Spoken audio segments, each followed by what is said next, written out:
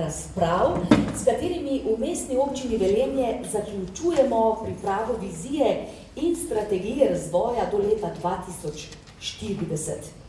Ta dokument ni samo strateški papir, ampak odgovor na konkretne izzive, s katerimi se že soočamo, od prestrukturiranja Saša regije in izstopa iz premoga do potrebe po razvoju novih gospodarskih priložnosti.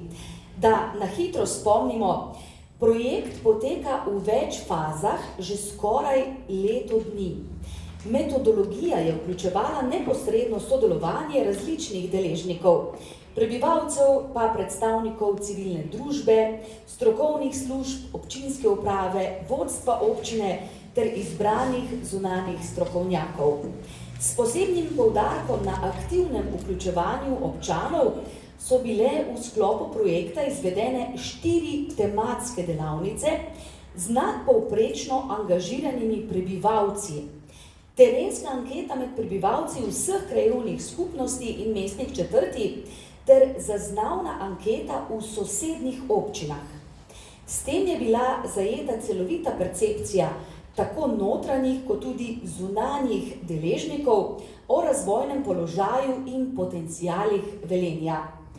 Vizija 2040 torej določa, kako bomo v prihodnje tu živeli, delali in ustvarjali, ter kako bomo zagotavljali kakovostno življenje v našem mestu. Zelo pomembno je, da strategija nastaja skupaj z vami, spoštovani občani, pa seveda tudi z gospodarstvom in z institucijami. Zato so današnje razprave ključni korak v zaključni fazi priprave dokumenta. V okviru priprave vizije in strategije razvoja so bila na področju gospodarstva prepoznana ključna razvojna področja, med katerimi izstopajo ustvarjanje kakovostnih delovnih mest, izboljšanje dostopnosti stanovanj, razvoj trajnostnega turizma, krepitev lokalne prehranske verige, spodbujanje podjetništva ter razvoj digitalne infrastrukture za pametno mesto. Tem usmeritvam sledijo tudi prioritetni ukrepi, usmerjeni v razvoj zelenega, digitalnega in vključujočega gospodarstva ter seveda izboljšanje kakovosti bivanja občanov. Danes se bomo osredotočili na gospodarstvo, na razvoj novih dejavnosti, na povezovanje z lokalnim okoljem in ustvarjanje delovnih mest prihodnosti. Naš cilj seveda ni le odpreti teme, ampak skupaj poiskati res konkretne rešitve za razvoj Velenja kot gospodarsko močnega in odpornega mesta. O tem bomo danes razpravljali z gosti, z gospodarstveniki, podjetniki, ki seveda delujejo v našem okolju. Morda za začetek aplavz za vse, ki so prišli.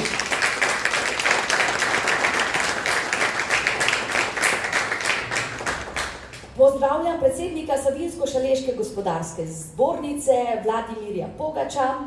Pozdravljam tudi Matejo Ladič-Tepe iz podjetja Artes, pa Gregorja Vedenika iz podjetja Veplas, z nami tudi Mitja Osek, startup Omiteh, pa Katarina Jukič, podjetje Sovita, Vita Catering, hotel Paka, Lučo Žgank, čokoladnica Lucifer in Matej Oblak iz ekološke kmetije Mlinar. Govora bo seveda tudi o lokalni oskrbi. Prosim vas, spoštovani gostje, da ste pri vaših odgovorih konkretni, kratki, jasni.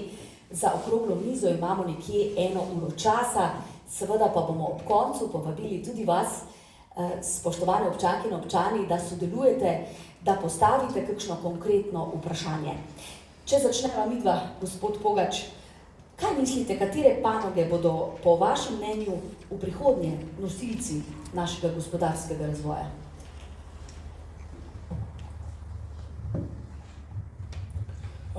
Najprej lep dober dan vsem skupaj v imenu Savinjsko-Šaleške gospodarske zbornice, ki jo danes tukaj predstavljam. Seveda ne morem mimo tega, da kot gospodarstvenik, ki deluje v globalnem okolju, tudi z tega stališča predstavljam te poglede. Res sem vesel, da se je Mestna občina Velenje lotila te strategije, da je zastavila na dovolj dolgi rok in sem prepričan tudi v uspeh. Še posebej pozdravljam tukaj župana, ki daje svojo prisotnostjo tudi težo današnjega dogodka. Sicer pa hvala za to vprašanje. Zelo zanimivo vprašanje, katere so te panoge, ki bodo oblikovali. A že vemo? Mislim, da ne vemo, oziroma vemo dejstvo, da so se kot najbolj odporna gospodarstva vedno pokazala tista, ki so dovolj raznolika. To pomeni gospodarstva, ki spodbujajo vse različne panoge, ki spodbujajo razvoj podjetništva od majhnih, srednjih in velikih sistemov. To pomeni raznolikost tudi ne samo po velikosti, tudi ne samo po branžah, ampak vsega, kar se dogaja. Ravno taka raznolika gospodarstva so potem odporna ob različnih gospodarskih pretresih, energetskih pretresih, razvojev, če hočete. In to mislim, da smo mogoče ravno izkušamo v naši regiji, kjer so gospodarsko preteklost oblikovali zelo veliki sistemi, mogoče je bilo pa premalo energije, volje ali pa potrebe po razvoju, če lahko rečem, gospodarske podrasti. In zato je danes priložnost, da to raznolikost še toliko bolj razvijamo. Tako v sodobnih tehnologijah, če jih lahko tako imenujem danes, vsi govorimo o digitalizaciji, potem vseh teh sodobnih, tehničnih, tehnoloških, podjetniških priložnostih, kot tudi povsem klasični, najbolj tradicionalni industriji, prehrambeni industriji, če želite, in vse to skupaj lahko da tako na eni strani odpornost, kot tudi svetlo prihodnost za našo regijo. Kaj pa turizem? Turizem je ena od teh dejavnosti, ki zagotovo lahko dobro živi, še posebej, če ostale dobro živijo in delajo. Veste, eno je turizem, ki si ga vsi predstavljamo, da gostje prihajajo od nikod, kar z denarjem. Največ turizma se dogaja v lokalnem okolju. In če bo lokalna regija dobro razvita, dobro živela, če bodo ljudje imeli dober standard, potem bo tudi lokalni turizem dobro živel in potem bomo pritegnili tudi goste od zunaj z ustrezno ponudbo. Mogoče, gospa Katarina, tu vi poveste svoj del, ko govorimo o turizmu, ste le iz podjetja Sovita, Vita Catering, kako je s kadri, slišimo, kadrov je premalo, kar se turizma tiče, kako je pri vas? Najprej lepo pozdravljeni tudi v mojem imenu. Jaz bi se z gospodom kar strinjala, da turizem je treba najprej spodbuditi tukaj v lokalne prebivalstvo in potem naprej širiti še naprej. Zdaj, kar se tiče delovne sile, se tudi mi soočamo z enako težavo, kot se marsikatera panoga, se pravi, primanjkuje delovne sile ali je premalo, povpraševanja pa je kar veliko. Mesto Velenje ima zelo velik potencial za razvoj turizma, ne samo lokalnega, tudi od drugod. Tukaj imamo odlične infrastrukture, velenjsko plažo in to bogato industrijsko zgodovino našega mesta. Tukaj bi mogoče res izpostavila tudi Zavod za turizem Šaleške doline, ki odlično promovira še posebej našo velenjsko plažo na vseh sejmih, tako doma kot v tujini, in mesto Velenje zelo veliko pridobiva na prepoznavnosti. Prav tako imamo zelo močen kulturni turizem, kjer tudi dobro dela Festival Velenje na področju raznih prireditev, festivalov in privabljajo ogromno število obiskovalcev. Ampak jaz nekako prihajam tudi iz branže, kjer so nastanitve in pri nas se merijo pač turisti na podlagi prenočitev, turistične takse in tukaj si želim, da bi se mogoče mi lokalni ponudniki še bolj skupaj povezali in poskušali zadržati turiste za več dni tukaj v našem mestu, v naši Šaleški dolini. Se pravi, da bi morali razviti še določene produkte, ki bi bili avtentični, zanimivi, unikatni, mogoče nadgraditi že našo obstoječo ponudbo. Imamo en biser tukaj v Velenju, to je ta muzej premogovništva Slovenije, sicer se tam dogajajo določene zadeve in so postale sodobnemu turistu zelo težko onemogočene, težko dostopne, tako da tukaj bi bilo tudi malo razmisliti o bodoči strategiji tega muzeja, ker je res na sejmih doživimo največje zanimanje za to. Prav tako bi tukaj izpostavila, da če želimo dolgoročno Velenje gledati kot neko zanimivo turistično destinacijo, je treba narediti povezavo v dostopnost mesta, saj je zelo težko nemogoče na tem sodobnim trajnostnim turistom, ki radi potujejo z avtobusi, ki radi potujejo z železnicami, se pravi, sami mogoče probajte, kako težko je priti do Velenja iz letališča, okoliškega, tako da Velenje ima res velik potencial, zelo veliko delamo, ampak nas še kar nekaj izzivov čaka, da postanemo res privlačna in uveljavljena destinacija. Omenili ste kapacitete, ne? Je potreba po novih kapacitetah, po hotelu recimo? Da, to je absolutno potrebno, še posebej v kakih večjih dogodkih se jasno izraža, da Velenje ponuja premalo nastanitvenih kapacitet. Za povečanje teh nastanitev bi bili lahko privlačni tudi za privabljanje kakšnih večjih dogodkov, se pravi, se sedaj prilagajamo kapacitetah, ki jih imamo, lahko bi širili tudi nas, obstoječe ponudnike bi z novimi nastanitvami spodbudili, da bi ponudili bolj kakovostne, dvignili bi raven kvalitete, tako da ja, mesto Velenje absolutno potrebuje novi hotel, ki sicer ne bi smel biti samo usmerjen v poletno sezono, ki je prekratka, ampak bi mogli se razširiti z neko novo dejavnost, ali to ta družinski turizem, v katerega je Velenje zelo usmerjeno, športni turizem, kulturni turizem, ampak da bi lahko širili našo turistično dejavnost, potrebujemo še dodatne namestitve v naši dolini. Ali bi se lahko tu vključile tudi kmetije, Matej? Z kakšno dodatno ponudbo turizma, recimo, kot nastanitev? Ja, lep pozdrav tudi v mojem imenu.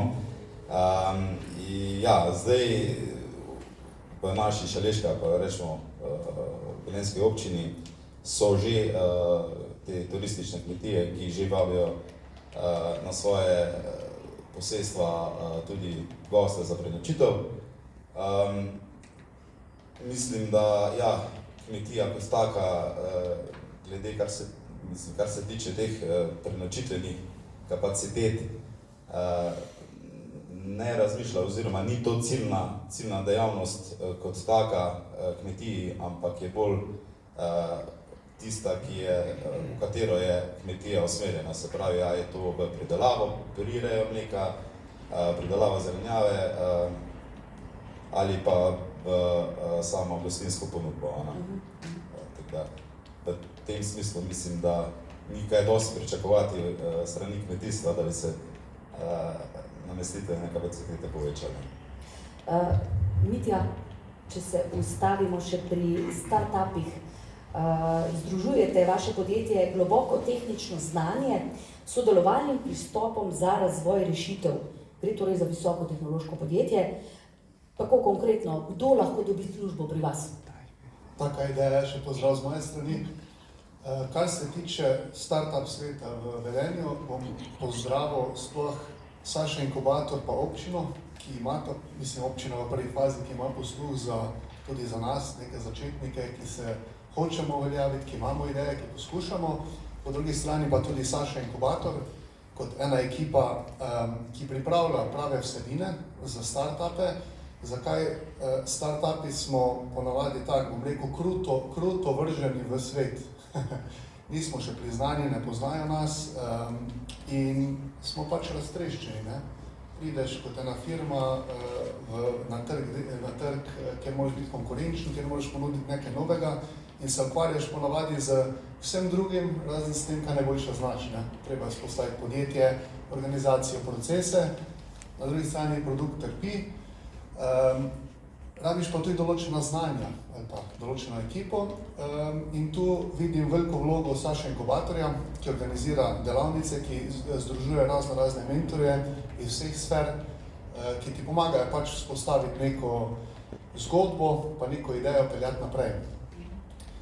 Vprašanje je bilo, pa smo rekli... Kdo lahko dobi službo? Kdo lahko dobi službo, ja. Zdaj, kaj je ideja mojega podjetja Omitech? V bistvu avtomatizacija, robotika, digitalizacija. Se pravi, pri nas bodo dobivali službo profili, ki obvladujejo tehnično področje, od strojnikov, konstrukterjev do programske opreme, se pravi razvojniki programske opreme, elektronika v tem segmentu. Ne. Tako da... Sodelovanje s šolskim centrom Velenje? Tudi vsekako sodelovanje s šolskim centrom Velenje. Zdaj pa, kaj pa recimo moja ideja, ne, da kot govorimo tu lokalno o nekem okolju, ne, jaz mislim, da je lokalno okolje pri nas cela Slovenija. Ne. In ideja moja je, glede na to, kaj se dogaja v Velenju, zdaj vemo, T-Hub se gradi, hvala Bogu, se bo neke nove kapacitete vzpostavile. Tu najte treba tudi prave strokovnjake, med drugim se pa tudi, bi rekel, povezovati z drugimi podobnimi hubi v Sloveniji. Jaz mislim, da bi Slovenija lahko bila, glede na to, koliko imamo mi kompetenc, znanja, pametnih ljudi, če lahko tako rečem, da bi celotno Slovenijo mogli povezati v en taki hub, ki bi tudi konkuriral na globalnem nivoju. Se pravi, da produkti naši, rešitve naše lahko parirajo, bom rekel, globalni. Ne? Torej bi se ta tehnološki park moral povezati še z ostalimi? Točno. Jaz bi predlagal eno platformo mogoče, katere sedež bil v Velenju. Zdaj v tem trenutku vem, sam osebno, da se tudi vzpostavlja en hub v Konicah zelo močen, kjer bojo pač zelo podobne, pa tudi drugačne vsebine. Ne? In zdaj v vsak hub filati iste vsebine ni smiselno. Ne? Pametno bi bilo strateško porazdeliti, se pravi v Velenju določene tematike, določeni strokovnjaki, podobno kot dela recimo Kitajci. Kitajci imajo grozdje, se reče. Ne? Oni imajo v vsakem področju ali pa v vsakem delu Kitajske imajo en grozd, ki združuje niti ne sorodne, ampak ali pa sorodne, recimo v Shenzhenu, Hongkongu, razvijajo elektroniko, predvsem tako, da če naročujete elektroniko, boste najbolj še dobili iz te regije. Ne? V malo višje gor imajo področje, ker se ukvarjajo samo s predelavo kovine. Ne? In kaj je to recimo dobro? V tem je to, da imaš na malem mestu veliko koncentracijo kompetentnih ljudi. Se pravi, ko rabiš nek profil, ga lokalno lahko pridobiš. Ne? Ni treba iskati vseh koncev, pa jih vleč, pa novačiti. Ne? In dobiš dejansko strokovnjaka. Ne? Kaj pa pravite, kako lahko recimo mlada podjetja, startup podjetje, kot je vaše, prispeva k dolgoročnemu razvoju Velenja? Konkretno. Sigurno prvo, mi kot startupi nismo toliko še obremenjeni s trgom. Imamo določena znanja, lahko se hitro prilagodimo, če dobimo projekte, recimo, nam najbolj projekti manjka, recimo. Ko dobimo mi projekt, se lahko usmerimo, znanje porinemo v točno določen projekt ali pa v točno določen segment. Jaz mislim, da je to največja dodana vrednost. Ne? Če je to večje podjetje, že malo rigidno, ni tako fleksibilno, mi pa lahko gradimo tu iz potrebe, dejansko iz neke nule, če lahko tako rečem. Mogoče področje, ki mu moramo tudi nekaj pozornosti nameniti, to je seveda gospodarstvo, ki ima kar močno vlogo tudi pri reševanju stanovanjskega vprašanja. Stanovanja vemo, da so izziv bodočnosti. Gospod Pogač, ali kaj menite, bi bili pripravljeni, ali pa podjetja bi bila pripravljena investirati v tako imenovana kadrovska stanovanja? Ja, to je zelo zanimivo vprašanje. V bistvu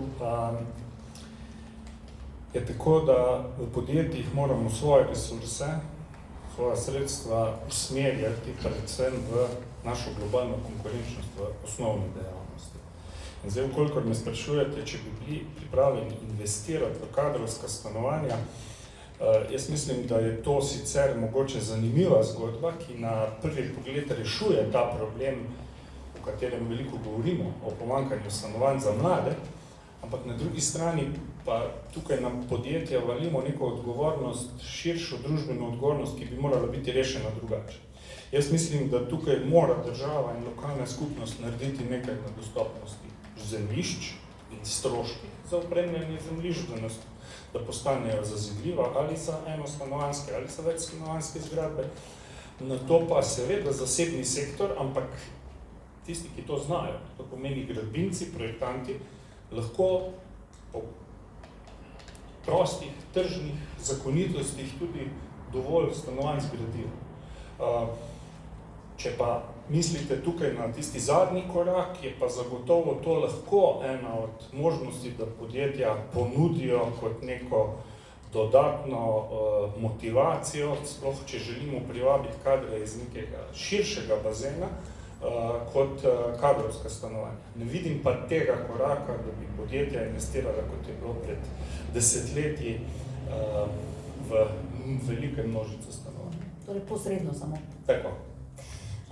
Gospa Mateja Ladič-Tepej, vaše podjetje se ukvarja z računalniško avtomatizacijo tehnoloških sistemov. Kako vi ocenjujete poslovno okolje v Velenju za recimo manjša podjetja? Pozdravljeni tudi z moje strani. Ja, mi se ukvarjamo z digitalnimi rešitvami, avtomatizacijo tehnoloških procesov in s procesnimi sistemi za energetiko, komunalo in industrijo. V dobrih 30 letih, odkar smo na trgu, v bistvu nismo nikoli razmišljali, da bi svojo dejavnost selili iz Šaleške doline, tako da lahko rečem, da poslovno okolje je razmeroma dobro. Je pa res, da v bistvu zdaj, ko se premogovnik zapira, posledično preoblikuje delovanja TEŠ, to za nas manjša podjetja, ki dejansko poslovno in razvojno sodelujemo s temi podjetji, tudi predstavlja nek zmanjšan obseg dela. Pri nas smo že nekaj časa nazaj se tega zavedali in smo v bistvu razpršili svoje projekte tudi globalno. Je pa res, mislim, če imaš okolje, kjer lahko ti skrbiš za globalno konkurenčnost, torej da imaš možnost, da izdatno financiraš oziroma daješ v razvoj svojih storitev, izdelkov, da patentiraš svoje rešitve, da ustvarjaš blagovno znamko in jo neguješ, predvsem pa da vlagaš v lasten kader, potem nekako to gre. Mi sicer imamo izzive tudi kadrovske, tako najbrž vsa podjetja tukaj. Bom pa rekla tako, v bistvu občina nam je šla nasproti, prisluhne našim težavam, tudi mislim, da nudi dobro podporo nam poslovnežem. Recimo, mi smo eno od teh, da se pohvalim, 6 podjetij, ki smo imeli možnost nakupa investicije v poslovni coni Pesje in se že veselimo, da bomo imeli v roku 2 let, upam da, novo stavbo, kamor se bomo preselili. Bi pa tukaj tudi se v bistvu zahvalila razvojni agenciji Saša. V bistvu imajo oni dobro podporo, dober program, ker za svojimi številnimi aktivnostmi, srečanji pa izobraževanji omogočajo nam manjšim podjetjem, da se lahko med sabo mrežimo. Prej smo že imeli mi tukaj eno kratko debato, pa smo v bistvu ugotovili, da če kaj v Velenju manjka, je to malo boljša gostinska ponudba, za kakšna tista poslovna kosila, ko mogoče pred 10 ali pa 20 letih je bilo ogromno. Danes vem, da smo tudi mi krivi, da jih je manj, ker pa si ne vzamemo več toliko časa za to, tega bi se res zelo veselili. Pa da zaključim, da enkrat, ko bomo pa dobili še končno to 3. razvojno os, pa jaz mislim, da bo Velenje postalo dosti bolj privlačno, še bolj, tudi za novo nastala pa zunanja podjetja, predvsem pa za iskalce zaposlitve. Mi si od tega res največ obetamo, da bodo od drugod prišli ljudje nazaj v Velenje na delovna mesta. Vi pa sodelujete s šolskim centrom, ne? Ja, mi sodelujemo. Mi v bistvu glih ta kadrovski izziv rešujemo tako, da smo se povezali s šolskim centrom in s fakulteto za energetiko. V bistvu vsako leto nudimo praktična usposabljanja za dijake in študente. Na ta način dijaki in študenti spoznajo naš delovni proces, naše delovno okolje, tudi klimo, če jim je všeč ali ne, in potem upamo v bistvu, da enkrat, ko bojo bodoči inženirji, da se vrnejo k nam nazaj. Imamo tudi 2 zelo perspektivna štipendista. Je pa tako, v bistvu, mi smo podjetje, ki se zavedamo, da je res treba vlagati v kader. Če ne vlagaš v kader, če ne daš neki delavcem, bojo delavci šli. Fluktuacija danes je ogromna in res je težko zadržati, sploh pa te mlade pritegnati, da pridejo, da jim je dovolj privlačno okolje. Gospod Vedenik, vi prihajate iz podjetja z dolgoletno tradicijo, podjetje Veplas poznamo. Povejte nam, kje vi vidite ključne priložnosti za izboljšave? Dobrodošli v mojem imenu. Ja, res je, Veplas 50 let soustvarja zgodovino Velenja, seveda upamo na novih 50 let. Jaz pa še vedno verjamem, da največji kapital pa priložnost Velenja so Velenčani sami. Velenčani so zgradili to mesto iz nič in v bistvu pripričal sem, da si bomo zgradili boljši jutri tudi sami. In to je nek kapital, ki ga imamo, v Velenju obstaja še vedno ogromno dobrih ljudi z nekim bogatim tehničnim znanjem. In Mogoče, to je moje videnje, problem, da mogoče nismo dovolj složni. To mogoče tudi izvira iz zgodovine Velenja, ko sta pač bila dva večja sistema, vsak za nekimi svojimi interesi, ampak situacija danes je drugačna. In mislim, da je danes pravi trenutek, da združimo vse resurse v Velenju oziroma Šaleški dolini, jih usmerimo k skupnemu cilju in si zgradimo boljši jutri. Kje pa vidite največje priložnosti za ustvarjanje novih delovnih mest, kaj konkretno? Zagotovo je, mislim, Velenje ima močen industrijski DNK, to je nekaj, kar izvira iz celotne zgodovine. In najbolj pragmatično je, da na tej industrijski bazi gradimo dalje. Torej, še vedno je ogromno firm, ki imajo dobre ideje, dober potencial in te firme je potrebno podpreti. Malo utopično je zdaj pričakovati, ko velika slišim, ja, ne vem, kar prišlo bo nekaj v Velenju, nič ne pride samo od sebe. Mislim, prvo je treba podpreti tisto dobro, kar imaš, seveda pa to na tem potem graditi. Po drugi strani je tudi utopično, da mislimo, da brez sprememb ne bo šlo. Mi potrebujemo spremembe. Spremembe potrebujemo predvsem na področju avtomatizacije, tehnoloških sistemov, IT-ja, digitalizacije. Vse to je potrebno združiti v neko zmes in v bistvu to, kar bomo danes sejali, bomo potem čez nekaj let želi. Ustavimo se še v mestnem središču. Lučo Žgank, kateri ukrepi, kateri projekti so tisti, ki bi jih vi oživili oziroma spodbujali za oživitev mestnega središča, kaj pravite? Ja, David Zankarjev, zdaj se rihta, je pač problem, da so zdaj tukaj samo na celi cesti neki advokati, pa ne kaj ne. Ko sem jaz bil pač mlad, je bilo to ogromno in je bilo to neko tako šetalište. Zdaj pa bomo videli, kaj bo, zdaj edina šansa je še tu lokalni klub, da se malo porihta, pa težko na Cankarjevi narediti nekaj, da bi pač ljudje hodili, da bi bila... Kaj pa bi predlagali, da bi naredili? Ja, da se pravim, zdaj ne vem jaz pravzaprav, kaj lahko naredimo, ker zdaj to v bistvu bo pač lepo neka urejena površina. Zdaj, kaj boš pa tam delal, to bomo mogli kajti, ne vem, kaj bo sploh dovoljeno tam narediti, bojo lahko tam pol, recimo neki sejmi ali jaz ne vem kaj, da se bo ljudje malo prelivati, drugač pa kaj kakih gostinskih lokalov več ni, ne. Zdaj, če se dotaknemo še stare elektrarne, Centra prihodnosti, po prenovi načrtujejo tudi vzpostavitev Food Laba, torej sektor hrane, kar bo novost v našem okolju. Kaj menite, ali lahko ta sektor hrane predstavlja tudi novo razvojno priložnost? Ali so spet izziv kadri?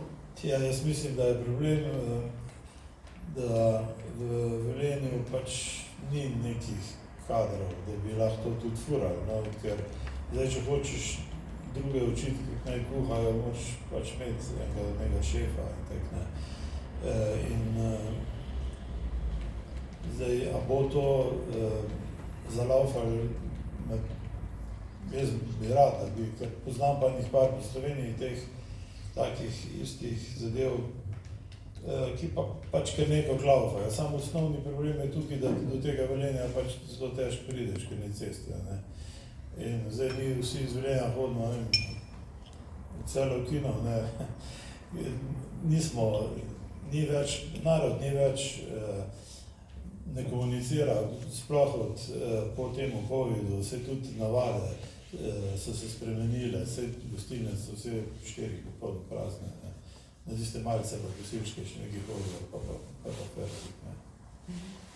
Zdaj, če se dotaknemo spet turistične ponudbe, oziroma v tej smeri smo že govorili, gospa Katarina, ali je možno, da bi se podjetja v Velenju, slišimo, enemu manjka to, drugemu ono, bolj povezovala med seboj?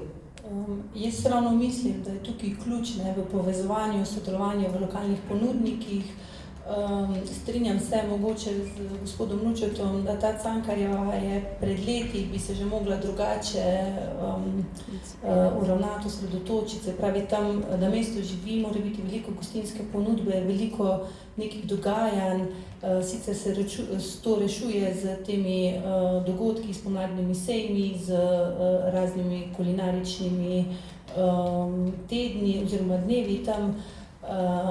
Ampak ja, da bi mesto, sam center živel, je potrebno več teh gostilnih lokalov, ampak ko smo se že mi danes dol pogovarjali, se je navada ljudi spremenila. V Velenju lahko restauracije v času kosila razprodamo 5-krat, po 4-5 uri pa ni nikjer nikogar in normalno, da mi kot gostinski ponudniki prilagajamo te delovne čase tedaj, ko je pač največja gneča in ko imamo največ prometa in ne moremo čakati in biti cel dan odprti, da nekdo pride.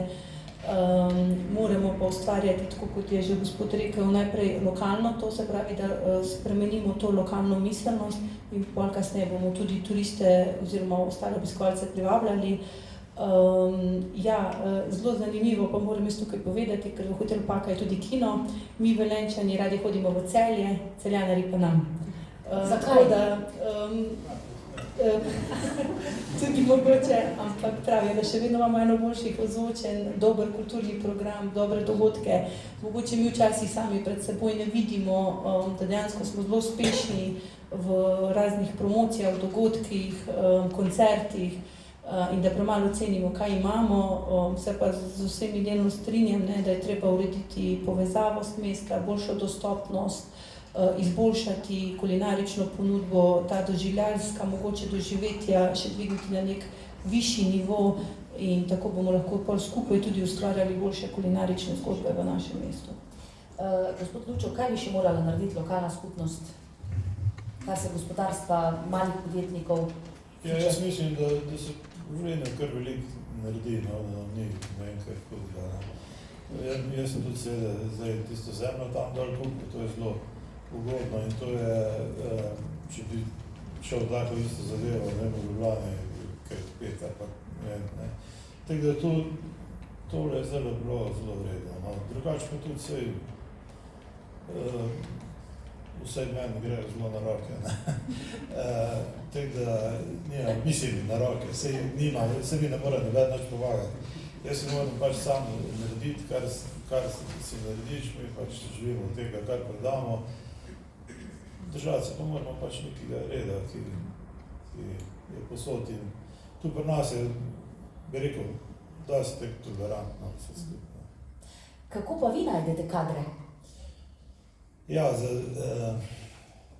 jaz imam dosti, mislim, to ni slaščarstvo, je pač čokoladarstvo in teh kadrov v Sloveniji ni. Jaz pač, kolikor sem se naučil, sem se sam naučil, pa hodil po svetu po teh raznih tečajih. Ni pa nikjer to neke šole in tudi nimajo, jaz sem malo prišel, pa tek interesa, da bi v tej smeri izobraževali. Tako da pač jih priučimo, ne, pa... Če bi mogoče v sodelovanju, ne vem, šolskim centrom? Ja. Bodoče tudi v tej smeri? Seveda, sej, pač mi smo zdaj že predvsej, tako bi rekel, industrijska proizvodna, ne več, da bi zdaj neke one cukrčke tam delali. In mi bolj gledamo, da pač glede na to, da za velike sisteme delamo pa za ven, čim več te tehnologije nabavimo,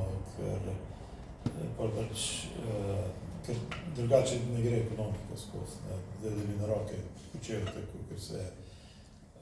In zdaj, kadri pa so problem, tako pa posod, se zdaj pač čim manj bi se nekako delali, pa čim bolj fajn živeli. Dotaknimo se še seveda lokalne pridelave. Matej Oblak, prihajate, kot že rečeno, z ekološke kmetije Mlinar. S kakšnimi izzivi se soočate lokalni kmetje? Kako lahko po vaše povečamo lokalno samooskrbo s hrano? Je seveda pomembno, da čim več jemo, kar pridelamo doma.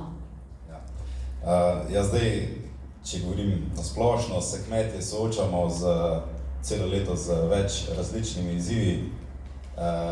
Dnevno, bi lahko rekel, tu so razni pretresi, ali to je energetska, ali je to geopolitična, v glavnem. Vse to takoj vpliva na kmetijstvo, potem so višanje cene derivatov, semen, gnojil. Konec koncev v zadnjih letih lahko tudi opažamo, da podnebje nam prinaša vedno večje ekstreme, kar v kmetijstvu neposredno se dotika in tudi to naši pridelki ali pa produkti to občutijo. Mi ne moramo naših stvari pospraviti nekam na varno, ampak so izpostavljeni. Se pravi, da konec koncev tudi ne moramo biti z našimi produkti konkurenčnejši oziroma konkurenčni tem velikim korporacijam iz nekih tujih držav, tretjih držav, tudi včasih. Kar pa ne pomeni, da naši produkti niso kakovostni, ravno nasprotno. Jaz mislim, da vsi ti kmetje, ki delujemo v našem lokalnem okolju, pridelujemo izredno kakovostno hrano, bodi si tu, a gre tu za mleko ali gre tu za meso, zelenjavo, sadje. Vsi se vsak po svoji strani, po svojih najboljših močeh trudimo. Ja. So vaše stranke, končni uporabniki, ali bi si želeli kaj širše, ne vem, je to šole, so to zavodi, kako bi vi delovali, skratka v tem smislu? Ja, naša želja je, da mi kot naša kmetija, če lahko zdaj povem za našo kmetijo, smo prisotni in na lokalni oziroma velenjski tržnici z našo ponudbo. Želimo pa si v prihodnje tudi več sodelovanja z javnimi zavodi. Tukaj je največja ovira predvsem sistem javnega naročanja, ki temelji na ceni. Se pravi, da cena prevladuje pred kakovostjo, pred lokalnostjo, pred tem svežim lokalnim produktom, da ne govorimo, da se tu sploh ne gleda na ekološko konvencionalno. In zdaj spet lokalne kmetije ne moramo imeti vse na razpolago celo leto. Se pravi, delujemo sezonsko, pridelujemo sezonsko in tu je težko zadostiti potrebam po razpisu, po količinah in pa konec koncev biti konkurenčen s ceno. Vsakemu kmetu oziroma vsak, ki nekaj predeluje pa se trudi, mu je v velik interes, da bi tako sodelovanje se vzpostavilo, da bi bilo več posluha, ampak za to je potreben celoten krog, da se trudi v to smer, se pravi od vrha pa do tistega, ko ne posodo pomima. Poradnika. Ja. Gospa Katarina, prekinavali ste za sistem javnega naročanja? Ja, zato ker se strinjam z gospodom, ker velikrat tam je cena večji vpliv kot neka kakovost ali kvaliteta, ki bi jo lahko ponudili, ampak žal v sistemu javnega naročanja je vedno končna cena. In tukaj se tudi pol mi soočamo z raznimi gostinskimi ponudbami, ki ne moramo pokazati tisto, kar bi želeli, kar bi znali, ker kot sem že rekla, je cena tista, ki na koncu prevlada vsem skupaj. Gospod Matej, sem pozabila še na spodbude. Kakšne bi si želeli, jih je kaj, s katerimi ste pa zadovoljni v lokalnem okolju recimo? V lokalnem okolju obstaja za kmete lokalna spodbuda oziroma občinski razpis, na katerega se lahko kmetijska gospodarstva prijavijo in je to ena zelo dobra zadeva, ker se ta sredstva razporedijo zelo enakomerno, praktično lahko vsak prosilec to v neki meji tudi prejme in se lahko s tem prejemkom omogoči lažje delo na svoji kmetiji. Dočim na državni ravni, govorimo pa to tudi v nekih razpisih, razpisi, kot so tudi v gospodarstvu, kjerkoli, so sicer v različnih panogah različno pisani, ampak večinoma so pisani za večja gospodarstva, za večje kmetije. Vemo pa vsi, da je Slovenija sestavljena iz ogromno malih in pa srednjih kmetij, ki pa do teh razpisov mogoče težje pridejo. V zadnji je ena taka velika ali pa težka papirnata vojna, tako, in marsikateri kmet si teh papirjev oziroma teh vlog ne more izpolnjevati sam. Potem so tukaj se zaprosim na svetovalni se prisluhne, ampak se tudi to ovrednoti in ne glede na rezultat je treba te vloge poravnati. Tako da so spodbude, ampak so na državni ravni se mi zdi, da so kar neenakomerno razporejene. Dočim subvencije, v katere se marsikdo rad v Sloveniji obregne, sploh kmetijske. Naj povem tukaj sam na kratko, da vsak kmet se ob oddaji izbirne vloge zaveže, kaj bo delal celo leto na svojem posestvu, se pravi, kaj bo kje sejal, kaj bo kje oral, kosil, in vse to je določeno. In če se karkoli ne spoštuje in ne dela v skladu, se to tudi kaznuje in se prejme manj teh namenjenih sredstev. Je sankcionirano torej. Tako. Mogoče vprašanje za vse vas, katere vrednote iz preteklosti bi moralo Velenje ohraniti tudi v prihodnem razvoju? Lučo, da gremo kar po vrsti. Katere torej vrednote ohranjamo? Ja, vse vrednote, mislim, Velenje bi mogli malo bolj se odpreti, da bi še čim več ljudi odozumi, ali turistov, ali ne vem kaj, ker pa vse skupaj bolj laufa.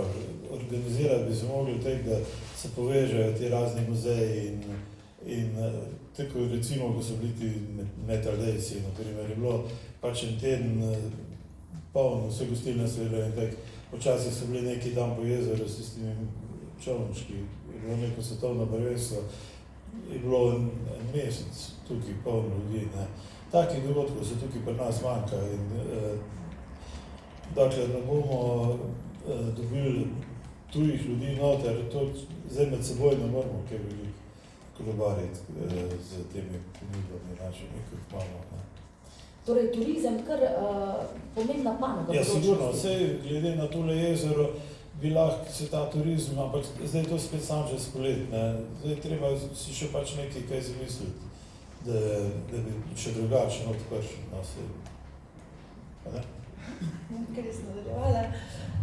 Jaz se strinjam, ne. Velenje ima velik potencial za razvoj turizma, da tudi postane ena gonilna sila v prihodnje.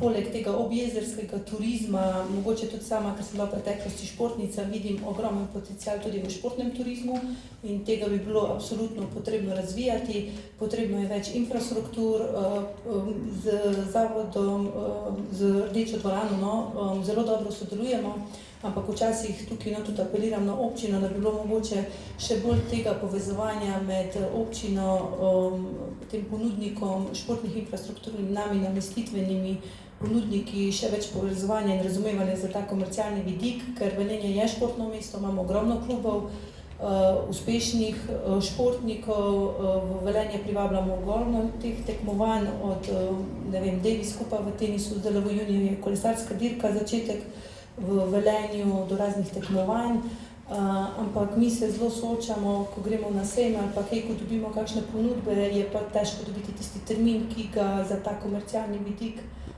naši naročniki želijo. Tukaj vem, da imajo sicer ti zavodi, klubi prednost, ampak tukaj mogoče apeliram na vse te lokalne ponudnike, ki upravljajo s tem infrastrukturi, da imajo mogoče malo več posluha še za ta komercialni vidik, ki nam pa prinaša te goste ne samo za en dan, ampak v povprečju od 3 do 14 dni in z ostalo objezersko, z kulturno, z doživetji je lahko neka pristranska še dejavnost, s katerimi lahko tudi ti turisti pustijo dosti denarja, turistične takse in ugodno vplivajo na to gospodarsko rast samega Velenja. Kaj pa mlado start-up podjetje, seveda, katere vrednote si želite vi, mogoče čez 10 let, da tudi prevladujejo v vašem podjetju? Ja, tudi tako kot so že povedali, pa kot sem že jaz prej povedal, povezovati pa odpirati se, ne. Čim več ljudi spraviti nad, zagotoviti delovna mesta z visoko dodano vrednostjo, tudi povabiti ljudi od zunaj, se pravi, infrastruktura bo neka, strokovnjake pridobiti, jih dobro plačati po noče povedano, se pravi, prave projekte pripraviti, pa graditi na tem, da bomo mi, ne samo Velenje, ampak cela Slovenija, en taki tehnološki hub, ker mi imamo znanje, imamo dobro šolstvo, imamo šolski center tu, ker mlade kadre dobro gradimo, recimo pa po celotni Sloveniji, edino kaj nismo konkurenčni v smislu delovnosti, delati je treba, to moramo graditi, ne, prej smo že tudi spodaj pogovarjali, vse mlade generacije, ne bi delali, veliko bi služili, ne, to ni res, ne. Treba jim je samo dati vizijo, cilj, eno zdravo okolje vzpostaviti, pa bojo vsi delali, ker konec konca ljudje smo narejeni za to, da nekaj višjega naredimo, da damo nekaj od sebe in tudi mladi bojo to začutili, bojo to delali, ampak na nas je pa mogoče, da vzpostavimo eno zdravo okolje, to predvsem, to na tem. Smo premalo delovni, gospod Vedenik? Ki bi lahko govorili dlje časa, da so pa časi drugače, kot so bili preteklosti. Je vključen? Mislim, da je. Ja, dobro je. Časi so drugačni, kot so bili v preteklosti. Torej, mesto Velenje se je zgradilo iz podladiškega dela, v bistvu. Te slike delovnih brigad, danes časi so drugačni. Kar pa ne pomeni, da ne bi izpostavil nekih sprememb pa drznosti. To mislim, da nam manjka. Manjka nam biti danes drzen, neko pozitivno drzen, da pa sprejmemo neke nove koncepte, ideje, pa da poskušamo neko ta tok, ki je za Velenje negativno, če gledam zadnjih 10-20 let, ker mi izgubljamo delovna mesta, še vsem zasukati v pozitivo, torej da poskušamo mlade zadržati v mestu, danes ogromno mladih odhaja ven, ogromno tudi starejših se vozi ven delati, kar je netipično za Velenje, če gledamo 80 ali 50 letih. Ker mi moramo poskušati ta trend obrnati in spet poskusiti spostaviti, da bo Velenje pač neko dolina prihodnosti, ko se bojo spet stekali mladi z novimi idejami, neko drzni spremembi. Kako po vašem zadržati mlade? Ja, prvo jim moramo dati priložnost. Priložnost jim bomo dali, če bomo imeli ideje, če bomo imeli močno gospodarstvo, potem bojo mladi ostali tu. Zaposlujete mlade vi? Jih jemljete na prakso, recimo? Ja, ogromno štipendiramo, pač kadri so danes problem, ampak ni to zdaj sam problem, da ni koga zadeva. Imamo, ne samo Velenje, Slovenija ima strukturni problem. Ne, če za lani urejeni 16.400 študirajo pa 13.600. Če ste industrijsko proizvodno podjetje, je že v osnovi to problem. Da nam ne primankuje sam inženirskega kadra, nam primankuje tudi druge kadre, natakarjev, proizvodnih delavcev, torej vsega. In seveda je to problem, če se ti ogromno teh ljudi vozi ven. Torej, treba vse težiti, da bojo ljudje ostali tukaj, pa da bojo skupaj z nami gradili prihodnost Velenja.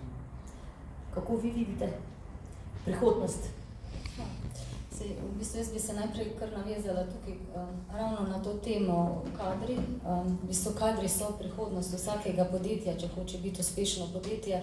Tako da absolutno podpiram to, da ja, je treba vlagati v lasten kader. Je pa nekaj, v bistvu 20-30 let nazaj smo se prej pogovarjali, na gimnaziji je bilo 5 oddelkov, danes sta samo 2 oddelka. Na strojni srednji šoli, vem, danes je samo 17 dijakov maturantov. Veste, kaj je to 17 strojnih tehnikov? Od tega je samo polovico šlo naprej študirati. Pa se ne rečemo, da je nujno potrebna izobrazba, pomembne so veščine, torej da si mladi želijo delati, da so v nečem dobri, da jih nekaj veselijo, ne. Jaz mislim, da res tukaj imamo en tak manko v šolstvu, ali so programi se napačno zastavljajo, ali se ne prilagajajo pač tempu mladih in temu, kar jih zanima, da bi tu res mogli nekaj narediti, no, da bojo mladi prvo kot prvo želeli v Velenju iti v srednje šole, ne, da se bojo zdaj vozili v Celje, v Slovenj Gradcu, tam vse smo se prej pogovarjali, ne, da jih tu zadržimo ker tudi, če bo tu hodili v srednjo šolo, mislim, recimo fakulteta za energetiko, kolikor vem, je zelo uspešna, imajo dobre študente, ki se dejansko zaposlujejo potem tukaj v naši lokalni skupnosti, ampak jih je premalo za potrebe v gospodarstvu. No, res bi si želeli več tega kadra, ki bi ga lahko zaposlili, pa verjemite mi v gospodarstvu res se trudimo in bomo marsikaj naredili, da zadržimo dober kader. No. Mislim, mi vemo, da kader je tisto, ko je srce podjetja. Če nimaš dobrega kadra, nič ne moreš početi, ne moreš biti uspešen. Ne. Da mi se trudimo za delovske vrednote. In jih tudi plačate? Jih plačamo, seveda. Ampak, se veste, dobiček ti vlagaš v zaposlenega, da ga dobro plačaš, da mu nudiš izobraževanje, da lahko raste, da lahko svojo kreativnost izrazi, ampak dobiček ni samo po sebi samoumeven. Mislim, marsikaj mora podjetje narediti za to, da mu kaj ostane, da lahko pol nazaj, da to je tak začaran krog, v katerem si skozi. Dosti lažje je, če imaš neko stabilno poslovno okolje, v katerem lahko deluješ, da nisi non-stop ogrožen, bi s tem rekla, s tem, a boš čez pol leta še lahko posloval. Mi navsezadnje moramo našim zaposlenim dati vsak mesec plačo, nikoli nismo, da ne bi. In mislim, če se podjetje tega zaveda, mora tudi dolgoročno načrtovati svojo prihodnost. In v teh negotovih časih je to včasih kar precejšen zalogaj. Gospod Pogač, pred dogodkom ste mi rekli, pomembne so veščine danes, ne toliko tista izobrazba. Ja, seveda, znanje je pomembno, ampak še bolj pomembne so veščine. Kako to znanje danes uporabiti v vseh izzivih, ki nam jih v bistvu nudi poslovno okolje, delovno okolje, bombardirani smo z vseh strani, toliko novosti se dogaja in predvsem veščine pri ljudeh, pri mladih tudi. In tukaj smo govorili, je zelo pomembna tudi odgovornost nas kot podjetij, da to ponudimo. Mi imamo namreč v našem okolju, lahko rečemo, zelo dobre izobraževalne inštitucije, ki nam pač dajo to osnovo za znanje, ki ga mladi pridobivajo. Tako šolski center, srednji, fakultete, nekatere medpodjetniški izobraževalni center, zelo dober, ampak tudi v podjetjih moramo dati priložnost mladim, da pridobivajo te veščine, tako tekom vajeništva, praktičnega izobraževanja in tako naprej.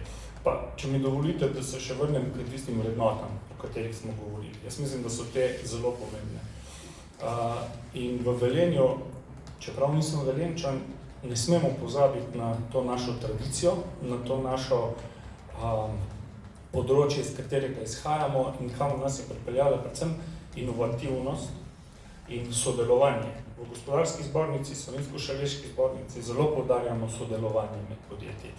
In mogoče pozabljamo, ampak veste, v teh krajih so se razvijale najsodobnejše metode rudarjenja za cel svet. V teh krajih so se razvijala robotika, elektronika v slovenskem in širšem okolju. In zakaj so naši predniki to lahko dosegli? Tudi z dobrim sodelovanjem, tako znotraj regije kot širše. In predvsem to sodelovanje naj bo tista vrednota, tako kot vidimo danes tukaj, tako pisan zborček ljudi z različnih področij, pa nekako vsi čutimo podobno, katera naj bo tista naša skupna smer razvoja. In mislim, da je to zelo pomembno za tak način in našo prihodnost.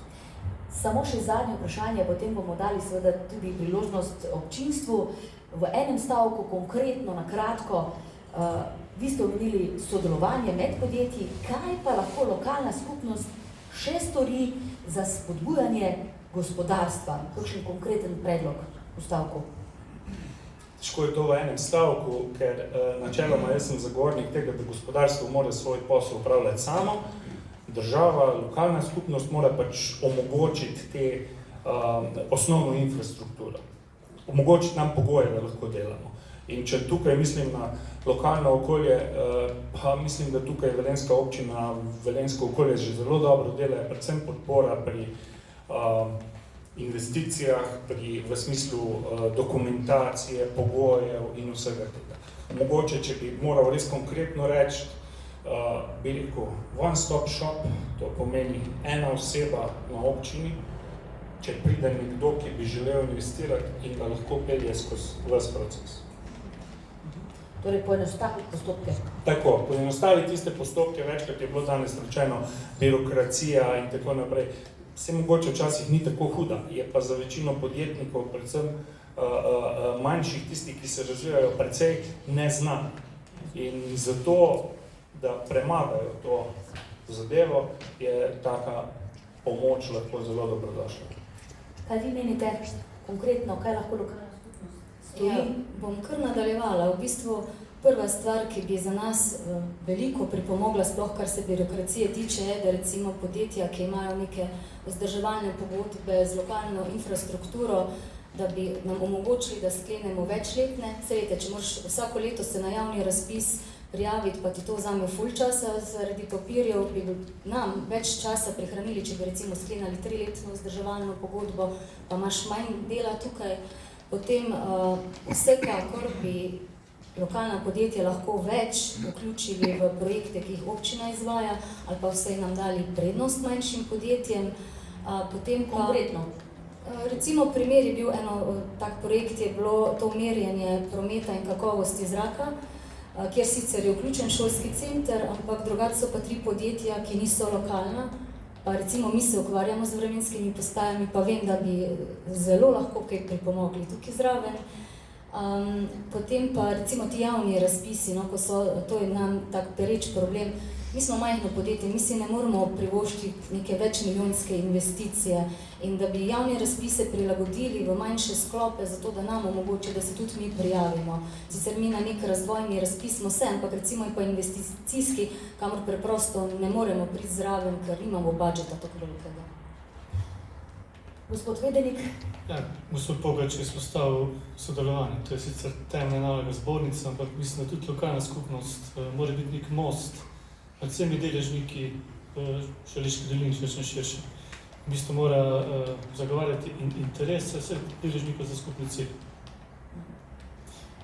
Pri startupih, kaj lahko naredi lokalna skupnost, razen tega, recimo, da poveže inkubatorje oziroma mlade tehnologije? V bistvu, da podpira te programe, ne, ki se dogajajo tudi v Saša inkubatorju, kot je Startup Generator, kjer se nabere na kup ne samo lokalna startup podjetja, ampak iz celotne Slovenije, da se tu mogoče še kak program dodatni, mogoče za scale-upe naredi, v bistvu, da se ta, kako bi rekel, kolo, da se vrti naprej, da se neguje, pa da še to raste, ker več, ko nas bo, bolj bomo močni, ne? Katarina? Jaz tudi vidim, še posebej v turizmu, kjer delamo ljudje, kjer je storitvena dejavnost, da brez povezovanja in sodelovanja nič ne gre. Tako da tukaj na Zavod za turizem odlično povezuje, ampak je še vedno možnosti za izboljšave. Kot lokalna skupnost pa najbolj vidim v investicijo res izgradnje mogoče tega novega hotela v Velenjski plaži ali kjerkoli in tudi razširjenje teh športnih infrastruktur in še boljšega sodelovanja oziroma povezovanja in razumevanja v te komercialne storitve oziroma za lažje razpoložljivost teh terminov nam, kjer se pač borimo povsod na trgu za prodajo teh namestitve in ostalih storitvenih dejavnosti. Jaz mislim, da se mora vsaka firma za sebe pač čim bolj potruditi, kar se tiče pa te recimo občine, pa samo da so postopki čim bolj enostavni, da te ne pošiljajo vrat na vrate, pa drugo moramo pa sami poskrbeti, vse ne moremo dobiti na en kvar načenkam, pa... Kako pa je v kmetijstvu, kaj je tista zadeva, ki bi jo želeli strani lokalnih skupnosti? Ja, mogoče si jaz želim, da bi lokalna skupnost oziroma občina pripomogla ali pa dala neko večjo pobudo ali pa večjo težo k lokalno pridelani hrani, bodi si tu mleko, jajca, meso, zelenjava, sadje, da bi tu lokalni kmetje lažje prišli do prodaje v javne zavode, do sodelovanja, konkretnega sodelovanja z javnimi zavodi, ker vsak nakup od kmeta ni le nakup, ampak je to dejansko ena taka podpora kmetu, da lahko dela in se pač razvija naprej. Hvala vsem vam, spoštovani gosti, spoštovani sogovorniki. Zdaj sem pa prepričana, da se je tudi v občinstvu porodilo kakšno vprašanje, kakšna dilema. Imamo koga, ki bi bil pripravljen postaviti kakšnega? Kar pogumno.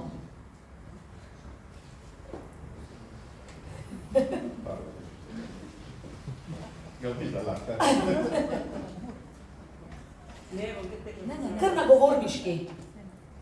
govorniškemu pultu pa...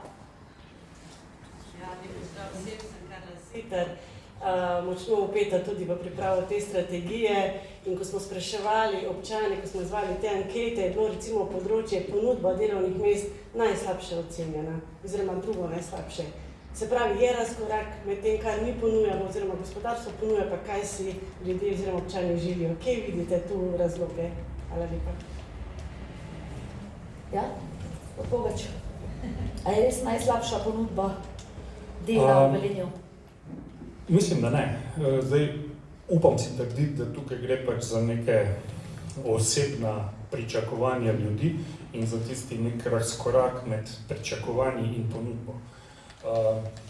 Mislim, da je dan današnji, imamo v Velenju in regiji zelo širok nabor industrij, dejavnosti, aktivnosti, gospodarske in da praktično ne poznam podjetja, kjer ne bi iskali kadrov. Tako da je pa seveda na drugi strani, kot smo prej govorili o kadrih, o vzgoji, o mladih, ki bi jih želeli zaposliti, verjetno razkorak med tem, kaj so ljudje pripravljeni tudi narediti in kakšne veščine imajo in na drugi strani, kakšne veščine pričakujemo delodajalci. In tukaj bo pa verjetno potrebno v vseh teh družbenih spremembah, tehnoloških spremembah, ki se dogajajo, da se bomo oboji malo prilagodili in se morali tako z znanjem kot z obnašanjem ali pa zavzetostjo, če želimo, prilagoditi na današnje razmere. Še kdo glede na najslabšo del, kot pravijo občani, drugo najslabšo? Pa mislim, jaz bi se samo tole rada navezala, ko se bom glih pri kadrih, pa v tem, da se moramo podjetja prilagoditi. Mi se prilagajamo. Poleg tega, da smo v času covida začeli z delom od doma in to še vedno ohranjamo, prisluhnemo mladim. Mislim, imamo recimo mlade, ki se ob 7 zjutraj ne vidijo v pisarni, tako smo mi navajeni in omogočamo, da pridejo na delo ob 10. Pač pomembno je, da narediš tisto, kar je tvoje delo. Ni več toliko pomemben tisti delovni čas, pa štempljanje, da se res 8 ur v službi, a ne? In prisluhnemo temu. Jaz mislim, da pač mogoče se mladi tega premalo zavedajo, je pa res, mi iščemo specifičen kader, je pa res, če si želiš delati, boš našel delo za sebe. Jaz mislim, da v Velenju je to mogoče. Samo moraš si želeti delati. To je pomembno. Še kakšen odgovor? To sem še prej rekel, malo se je struktura spremenila. Če smo pred 20 leti, ne vem, je bilo verjetno v Velenju razmerje med univerzitetno izobraženimi pa drugimi zaposlenimi 20-80. Imamo danes primer, se pravim, da v Sloveniji je letos upisanih 13.400 na visokošolske programe, urejenih 16.400. In zdaj se, če gledam iz luči investicijskega podjetja, je to velik problem. Kar pa, rekel, ne pomeni, zdaj prihajamo celo, da so investicijski delavci boljš plačani, ko pa neki slabše profilirani inženirji ali pa neki drugi, ki prihajajo iz fakultet. Tako da, pričakovanja mladih so danes drugačne. Da mi se poskušamo prilagoditi, samo mislim, da se bojo tudi, pa ne samo Velenjčani, tudi vsi ostali smo morali temu prilagoditi, ker ni vzdržno, da nek sistem podpira 8% visokošolskih izobraževanj. To ni vzdržno. Kakšno so pričakovanja mladih? Ja, kot sem že Povejte nam kot start-up podjetje. Mogoče, ja, zdaj Slovenija je malo, ne. Proizvodna podjetja, ja, rabijo roke, ne, ampak jaz rečem, mi moramo tudi graditi na glavah, ne. Strukturirati tudi podjetja pa produkte, ki bojo z visoko dodano vrednostjo, recimo v skrajni fazi, ne. Zakaj bi delali male stvari, če delamo velike. Ne. To recimo je meni kot ena vizija ali pa kot tudi za mlade. Vsi bi radi bili del velike zgodbe. To je recimo, pa hitro bi radi bili del velike zgodbe. Ne. Zdaj hitro ne gre ponavadi, lahko pa damo neko vizijo, pa pogled naprej, ne kaj bo 2040, mogoče kaj bo 2050, tudi ni napačno. Ne. Zakaj ne bi po zraku letali za avti pa tako naprej. Mislim, mogoče malo utopično, ampak ja, to vizijo v mlade tudi pripeljati. Ne. Torej se ne strinjate, da je ponudba delovnih mest v Velenju najslabša? Težko to komentiram, no. Ne poznam toliko tega področja, ampak možno da je, možno da ni. Še kakšno vprašanje? Ali smo... A lahko jaz nekaj vprašam? Izvolite, pridite bližje. Saj bi kar takole, a je bila narejena kakšna anketa ali kakšna raziskava, zakaj na šolskem centru ni več zadosti dobro za naše otroke? Ko so naši hodili v šolo, je bilo čisto v redu, jaz ne vem, kaj se je zdaj spremenilo. To bomo mi težko odgovorili, ali je bila storjena kakšna raziskava, mogoče... Ne, ampak rekli ste, da hodijo naši otroci v Celje pa v Slovenj Gradec, a imajo kakšne pametne razloge za to, ali je to samo zato, ker Velenje ni zadosti dobro? Veste mogoče, zakaj otroci hodijo Velenje, Slovenj Gradec, kaj bi rekli? Zakaj hodijo izven Velenja? Jaz imam ravno hčerko, ki se bo kmalu odločila za srednjo šolo. Recimo zdravstvena fakulteta je v Celju, Slovenj Gradcu, oziroma ne fakulteta, srednja šola, prav tako predšolska vzgoja, pa so neki programi, ki mogoče otroke bolj vlečejo tja, ki v Velenju ni. No. V Velenju je šolstvo v redu, je dobro, ampak vsak otrok se nekako sam odloči, kam bo šel v šolo naprej. Tudi v Celju je zdaj po novem farmacija. Mogoče bi bilo treba samo kakšne programe obnoviti, osvežiti, ampak načeloma je tukaj dobro šolstvo. Problem je, da se mogoče šolstvo nasploh globalno prepočasi prilagaja današnji mladini. Bi se mogoče jaz malo navlekla na kadre, ne? Pri nas tisti, ki pridejo vsi s šolo, nihče ne želi več biti natakar ali pa pomivalec, vsi želijo biti šefi, vodje in tukaj se nastaja največji problem, zakaj mogoče te osebni cilji oziroma zakaj menijo mogoče, da ni služb za njih. Ker vsi mi, da smo nekako nekje začeli kot osnovni delavci in pol počasi napredovali, tisti, ki končajo v šolo, ki je pa zelo velik delež zdaj izobraženih otrok oziroma že mladine, si pa želijo takoj posesti po nekih statusih oziroma nekih višjih položajih v podjetju. Gospod Vedenik, zakaj mislite, da Velenjska gimnazija, recimo, da dijaki bolj hodijo v Celje oziroma Gradec? Ne vem, sem pa v zelo podobni vlogi, ker tudi sin drugo leto se bo odločil, bo nadaljeval v Velenju. Ampak ja, to je res nek negativni trend, ki se ga ne znam razložiti. Velenje je bilo skozi preteklosti pač neko jedro, kamor so ljudje prihajali. Danes se dogaja, da mladi, pa to že 13-14-letniki hodijo v Slovenj Grad Celje. Jaz premalo poznam gimnazijo kot tako, šolski center, ampak enostavno si ne znam razložiti, zakaj temu tako. Mislim, da se bo potrebno pogovoriti v neki širši družbi, pa najti odgovore, da v te mlade že na tej prvi fazi njihovega usposabljanja zadržimo tudi doma. Ideja za novo razpravo, kaj ne? Še kakšno vprašanje? Tamle, izvolite, pridete bližje.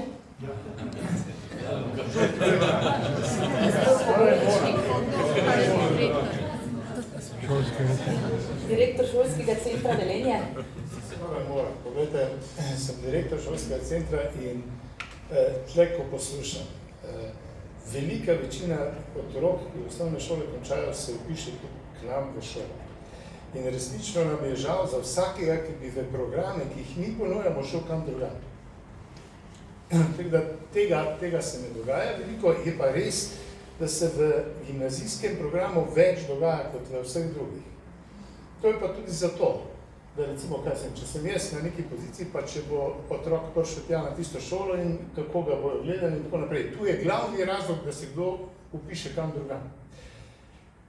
Kar se tiče pa ostalih stvari, veste, mi imamo 27 programov na šolskem centru in je omejeno število otrok. Mi lahko pridobimo, če se tako dogovorimo z lokalnim okoljem in gospodarstvom, tudi 28., 29., 30., ampak delili se bojo med teh toliko in toliko otrok, ki je tukaj. Financiranje slovenskega šolstva je pa po številu dijakov na programu. Gimnazijce glede toliko, strojni tehnik toliko, ekonomski tehnik toliko. Skratka, vse je treba tudi skozi ekonomiko gledati. Če se boste spomnili nazaj, 3-4 leta je bila velika pobuda, da bi tudi mi farmacevtskega tehnika vpisali. Ampak, veste, ko vprašaš gospodarstvo, koliko teh farmacevtskih tehnikov pa potrebujete? In rečejo gospodarstveniki, ja, v 4 letih bi jih rabili 100. Pa ugotovimo, če vpišemo en razred farmacevtskih tehnikov, kaj mislite po 4 letih? Torej, čez 4 leta jih bo sicer 30 končalo, koliko mislite, da jih bo šlo delati? Ne bo jih 5 šlo delati. Ne bo. Študirati bo šlo. Pridemo do tega, kar je bilo že prej rečeno, koliko pri nas je gre študirati. To pomeni, do tistih 100 ni variante, da preko šolskega sistema priješ, če jih rabiš čez nekaj let. Veste, zdaj, če zelo skrajšam, ali je teh 27 programov preveč, to mora biti v okolju, skomuniciramo, pa katere programe, da bojo tudi finančno vzdržni, pa da bojo za gospodarstvo primerili. Da se pa šolstvo fejs spremenilo v zadnjih nekaj letih, vam pa garantiram, samo v šole treba kdaj priti. Vam garantiram. Veste, znanja, ki so jih imeli določeni tehniki v leta 80, pa 2000, pa 2025, so bistveno drugačne. Sem pa včasih še, program se pa ponavadi še enako imenuje.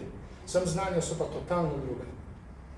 Zdaj, trenutno je tole lokalno šolstvo od vrtcev pa preko osnovnih in srednjih šol smo v projektu Rej Saša nove smeri v vzgoji in izobraževanju. In kje so, na čem bazirajo tukaj ta znanja? Pravzaprav je treba usposabljati učitelje in jih seveda pripraviti za nove čase, ampak na področju trajnosti, podjetnosti pa digitalizacije. In to se počne. Veste, pa sploh kot šolski center smo v celem kupu razvojnih projektov.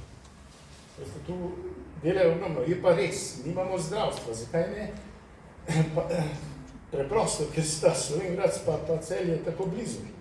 Veste, ne more biti vsak program v vsakem mestu. Skratka, malo ene racionalizacije, pa vendar ne moramo biti vsi skupaj sposobni. Hvala lepa. Je še kakšno vprašanje? Če ne, potem seveda povabim na oder tudi gospoda župana k povzetku razprave, k besedi. To je naš današnji gostitelj, gospod Peter Dermol. Izvolite. Ja, hvala lepa. Kar težka naloga, ne? Narediti kratek povzetek. Zdaj o izobraževanju bomo govorili, mislim, da jutri ali v sredo. Imamo tudi to področje in ja, sej tudi sami smo večkrat se dotaknili tega vprašanja, kateri programi bi bili tukaj za naše okolje še sprejemljivi. In verjetno, bom rekel, ta razprava seveda ne sme za današnjim dnem se pravzaprav zaključiti ali pa v tem tednu, ampak enostavno moramo to razpravo tudi v prihodnje širiti, pogledati strukturo delovnih mest, potreb, ki jih imajo seveda gospodarstveniki, pogledati, odkot ta kader prihaja in seveda pogledati, ali je smiselno kakšen program pripeljati dodatno tudi v naše okolje.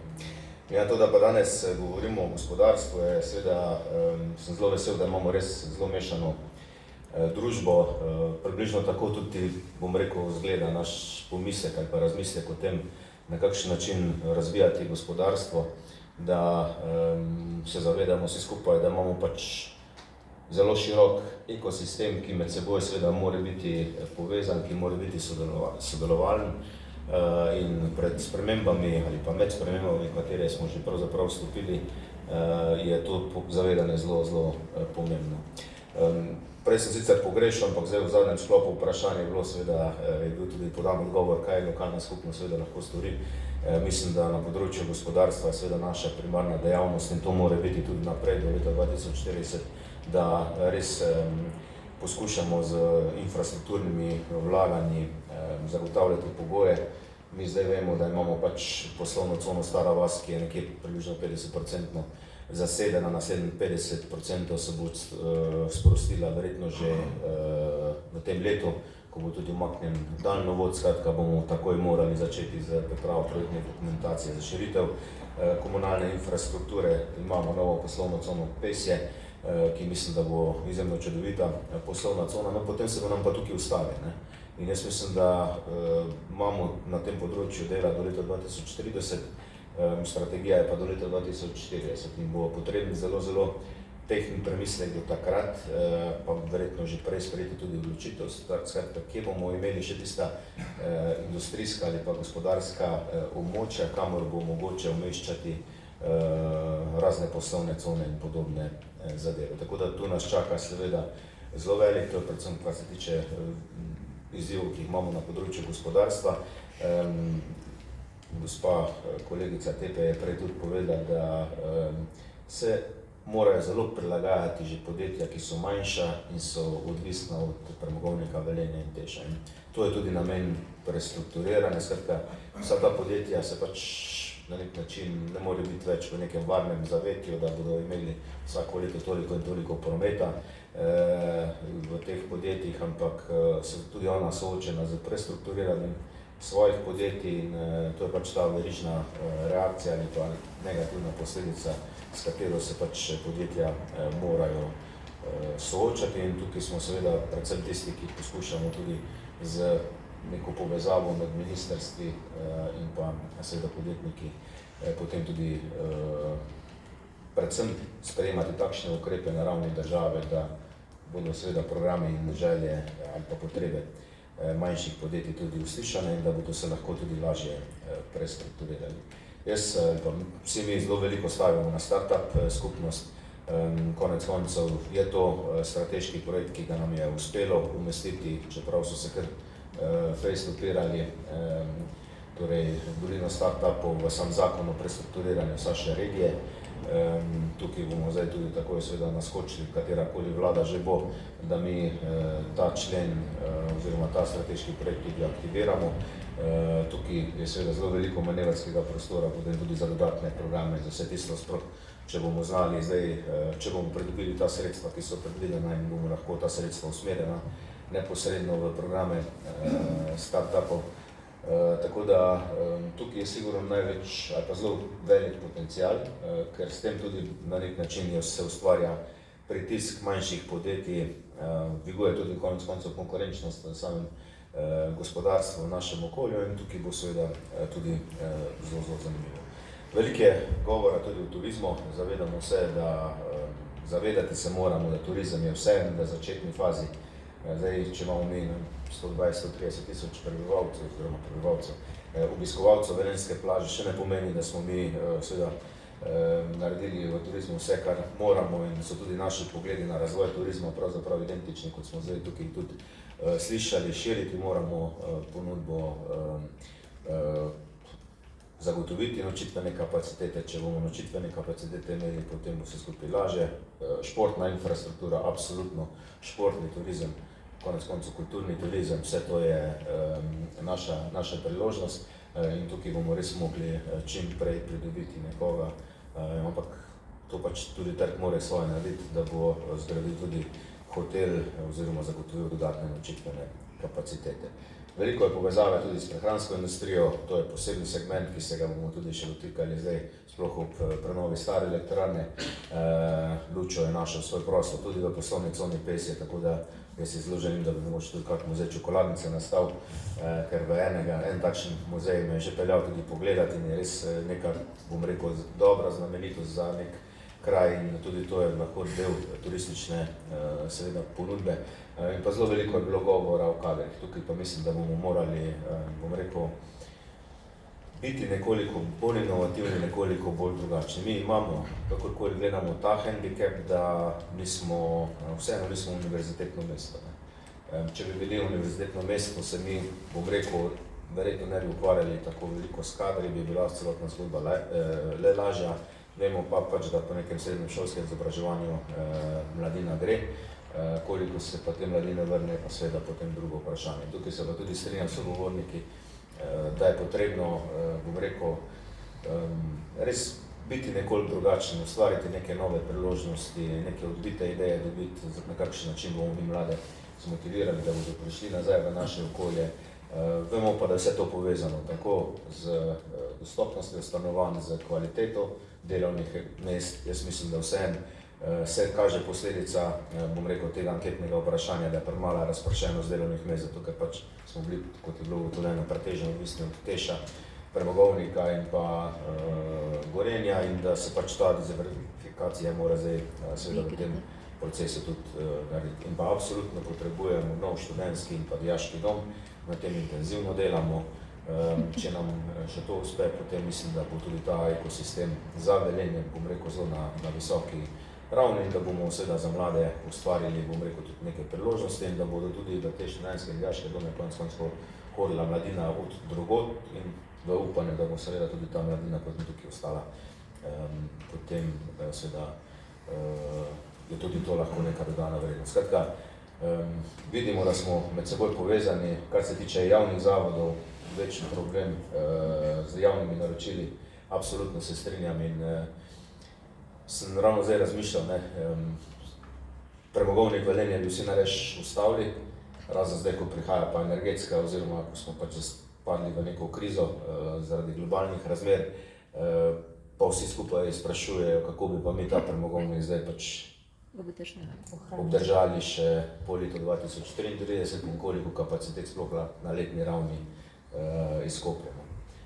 Podobno je tudi s prehransko industrijo. Prehrana, energetika je podobno. Če bomo mi, bom rekel, tako kot smo Termoelektrarno Šoštanj primerjali njeno ceno z globalnim trgom, potem bomo rekli, seveda, da imamo to zapreti, ker se to ne splača.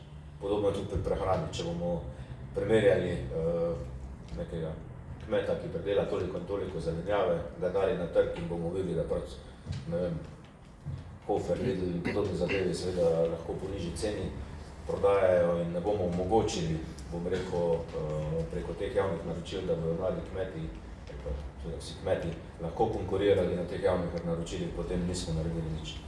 Tukaj bo potrebno tudi na sistemski ravni seveda tudi te oči, politične oči odpreti, da kakšni so nacionalni interesi, o katerih smo včasih veliko govorili na področju energetike, prehrane in podobnih zadev in da bomo tudi sistem temu prilagodili. To pa verjetno že ne sodi več v to strategijo razvoja, ampak je to tudi malo, bom rekel, moja politična ali pa moralna obveznost, da se tudi tega poskušamo lotiti in seveda zmotivirati politiko tudi, da v tej smeri naredi kar nekaj sprememb. Mi bomo vse to, kar je bilo danes tudi povedano, ker je tudi nekaj zanimivih točk še noter, seveda tudi se sodelavci proučili, smiselno še umestili noter v samo strategijo in se vam zahvaljujem vsem skupaj, ker ne vem, če mi bo še kolegica Maja dala besedo za vaš prispevek, ki ste ga danes dali. Pravzaprav strategija vedno mora nastajati z različnimi deležniki in jaz sem zelo iskreno povedano prvič tudi aktivn na nekem posvetu vezano neposredno na to strategijo, kajti sem rekel, da pač zadnji krog želim biti prisoten, ker je to končni izdelek vseh prejšnjih razprav in da tudi z kvalitetnimi sogovorniki potem vidimo, ali smo na pravi poti in koliko se danes videl, razmišljamo zelo podobno, če ne skoraj identično. Tako da hvala lepa še enkrat za vaš prispevek.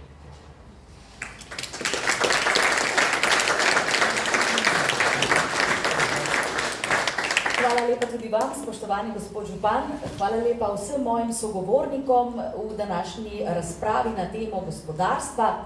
Hvala lepa vam, spoštovani občanke in občani, spoštovani obiskovalci.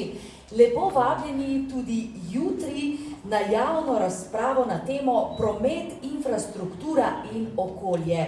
Ob 4 popoldan se znova dobimo v Vili Bianca. Lepo znova dobrodošli. Do takrat pa srečno.